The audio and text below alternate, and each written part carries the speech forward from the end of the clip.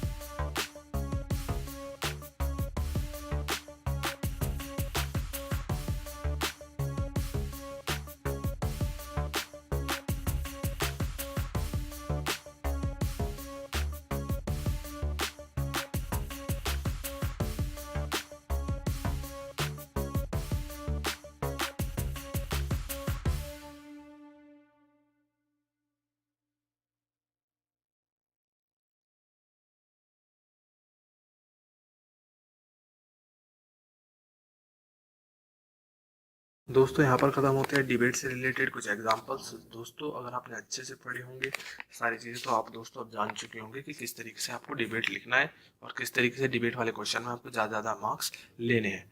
ठीक है दोस्तों, जाने से पहले एक बार डिस्क्रिप्शन को जरूर देख ले, उसमें मैंने कुछ इंपॉर्टेंट लिंक्स दिए हैं बाकी वीडियो से रिलेटेड, जो आपकी बहुत ज़्यादा हेल्प करने वाले हैं इन बोर्ड एग्जाम्स में ज़्यादा से ज़्यादा स्कोर करने के लिए। ठीक है दोस्तों, इस वीडियो को लाइक ज़रूर कीजिएगा, साथ ही साथ मेरे चैनल को सब्सक्राइब जरूर कीजिएगा।